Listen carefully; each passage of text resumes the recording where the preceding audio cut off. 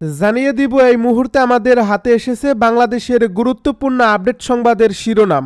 শুরুতেই থাকছে হাদিকে দেখতে গিয়ে ঢাকা মেডিকেলে তোপের মুখে বিএনপি নেতা মির্জা আব্বাস। আসন্ন জাতীয় সংসদ নির্বাচনে ঢাকা ৮ আসনের স্বতন্ত্র প্রার্থী ও ইনকিলাব মঞ্চের মুখপাত্র গুলিবিদ্ধ শরীফ ওসমান হাদিকে দেখতে ঢাকা মেডিকেল কলেজ হাসপাতালে যান বিএনপির স্থায়ী কমিটির সদস্য মির্জা আব্বাস। সেখানে তোপের মুখে পড়েন তিনি।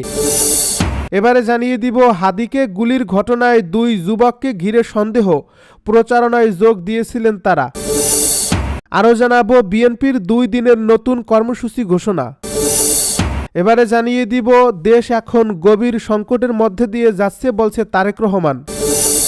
আরও জানাবো নির্বাচন না হওয়ার ষড়যন্ত্র অব্যাহত আছে বলছে বিএনপি নেতা আমির খসরু। সব শেষে জানিয়ে দিব হাদির অস্ত্র পাচার সম্পন্ন, নেওয়া হচ্ছে এবার কেয়ারে।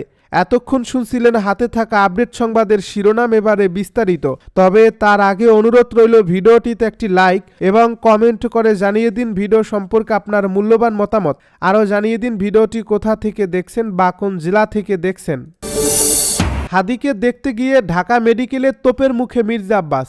আসন্ন জাতীয় সংসদ নির্বাচনে ঢাকা ৮ আসনে স্বতন্ত্র প্রার্থী ও ইনকিলাব মঞ্চের মুখপাত্র গুলিবিদ্ধ শরীফ ওসমান হাদিকে দেখতে ঢাকা মেডিকেল কলেজ হাসপাতালে যান বিএনপির স্থায়ী কমিটির সদস্য মির্জা আব্বাস। সেখানে তোপের মুখে পড়েন তিনি। শুক্রবার বিকেল 4টার দিকে ঢাকা মেডিকেল কলেজ হাসপাতালের জরুরি বিভাগের সামনে এলে ভুয়া স্লোগান শুরু করেন ইনকিলাব মঞ্চের সদস্য ও হাদির সমর্থকরা।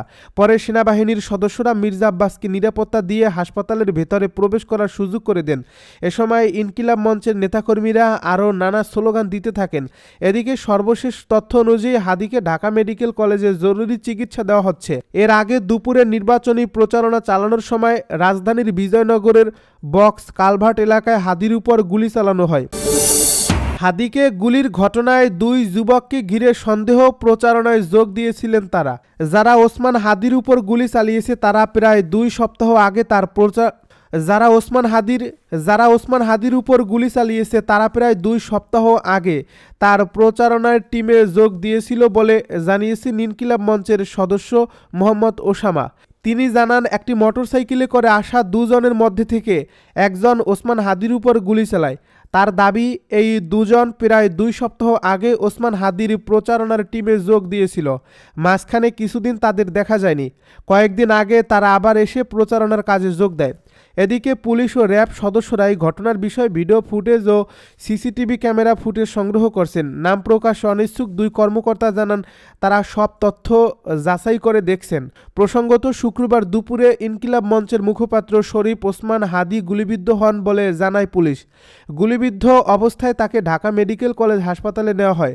ত্রয়োদশ জাতীয় সংসদ নির্বাচনে ঢাকা ৮ আসনের স্বতন্ত্র প্রার্থী হিসেবে নির্বাচনী প্রচারণা চালাচ্ছিলেন ওসমান হামিদ। ঢাকা মেডিকেল পুলিশ ফাঁড়ির উপপরিদর্শক মোহাম্মদ সেলিম জানান, বিজয়নগর এলাকায় গুলিবিদ্ধ হন হাদি। গুরুতর আহত অবস্থায় ঢাকা মেডিকেল কলেজ হাসপাতালের জরুরি বিভাগে নেওয়া হয় তাকে। বিএনপির 2 দিনের কর্মসূচি ঘোষণা। শহীদ বুদ্ধিজীবী দিবস ও মহান বিজয় দিবস উপলক্ষে 2 দিনের কর্মসূচি ঘোষণা করেছে বাংলাদেশে জাতীয়তাবাদী দল বিএনপি। শুক্রবার সকালে রাজধানীর ফার্মগেটে কৃষিবিদ ইনস্টিটিউট মিলনায়তনে এক অনুষ্ঠানে দলটির জ্যেষ্ঠ যুগ্ম মহাসচিব রুহুল কবির রিজভী এসব কর্মসূচির কথা জানান। রিজভী বলেন, জাতীয় জীবন থেকে অত্যন্ত গুরুত্বপূর্ণ 2টি দিন সামনে রেখে আমরা কর্মসূচি হাতে নিয়েছি। শহীদ বুদ্ধিজীবীদের প্রতি শ্রদ্ধা এবং মহান বিজয়ের চেতনা স্মরণে দলীয়ভাবে এসব কর্মসূচি পালন করা হবে। দলটির এই ঘোষিত কর্মসূচি অনুযায়ী 14 ডিসেম্বর শহীদ বুদ্ধিজীবী দিবস উপলক্ষে সকাল 9টায় মিরপুর বুদ্ধিজীবী কবরস্থানে দলীয় নেতারা শহীদদের প্রতি শ্রদ্ধা জানাবেন। একই দিন বেলা 2:30টার দিকে আলোচনা সভার আয়োজন করছে বিএনপি। এছাড়া 16 ডিসেম্বর মহান বিজয় দিবসের প্রথম প্রহরে সকাল 7টার মধ্যে সাভারের জাতীয় স্মৃতিসৌধে শহীদদের প্রতি শ্রদ্ধা জানাবেন বিএনপির কেন্দ্রীয় নেতারা। দেশ এখন গভীর সংকটের মধ্যে দিয়ে যাচ্ছে বলছে বিএনপি নেতা তারেক রহমান। ইনকিলাব মঞ্চের নেতা শরীফ ওসমান হাদিকে গুলির ঘটনায় নিন্দা জানিয়ে বিএনপির ভারপ্রাপ্ত চেয়ারম্যান তারেক রহমান বলেছেন, দেশ এখন গভীর সংকটের মধ্য দিয়ে যাচ্ছে। এই পরিস্থিতিতে বাংলাদেশের স্বাধীনতা ও সার্বভৌমত্বে বিশ্বাসী সব রাজনৈতিক দল ও ব্যক্তিকে ঐক্যবদ্ধ হতে হবে। শুক্রবার দুপুরে বিজয়নগরে ওসমান হাদি গুলিবিদ্ধ হওয়ার কয়েক ঘণ্টা পর লন্ডন থেকে ঢাকায় এক অনুষ্ঠানে ভার্চুয়ালি যুক্ত হয়ে এ প্রতিক্রিয়া জানান তিনি। ফার্মগেটের কৃষিবিদ ইনস্টিটিউশন মিলনায়তনে অনুষ্ঠিত দেশ গড়ার পরিকল্পনা শীর্ষক সভায় বক্তব্য দেন তিনি। তারেক রহমান বলেন, গত এক বছরে বিভিন্ন ব্যক্তি ও গোষ্ঠী প্রকাশ্যে হুমকি দিয়েছে তা যে আসন্ন ফেব্রুয়ারি নির্বাচনে তারা হতে দেবে না। একটি গোষ্ঠী দেশের স্থিতিশীলতা নষ্ট করতে সক্রিয় বলেও মন্তব্য করেন তিনি। ওসমান হাদির উপর হামলাকে তিনি চলমান ষড়যন্ত্রের অংশ হিসেবে দাবি করে তারেক রহমান বলেন, যারা বাংলাদেশের স্বাধীনতা, সার্বভৌমত্ব ও স্থিতিশীলতাকে ধ্বংস করতে চায় তাদের ষড়যন্ত্র শুরু হয়ে গেছে। আজকের এই ঘটনা তাই প্রমাণ করে। তিনি আরও উল্লেখ করেন, সম্প্রতি চট্টগ্রামেও বিএনপির আরেক প্রার্থীকে লক্ষ্য করে গুলি করা হয়েছিল। এই বাস্তবতায় জাতীয়তাবাদী শক্তির সর্বোচ্চ ঐক্যের প্রয়োজন রয়েছে বলে মন্তব্য করেন তারেক রহমান। তিনি বলেন, বাংলাদেশের অস্তিত্ব, স্বাধীনতা ও সার্বভৌমত্ব বিশ্বাসী ছোট দল বড় দল না দেখে সবাইকে এখন আগের যে কোনো সময়ের চেয়ে বেশি ঐক্যবদ্ধ হতে হবে।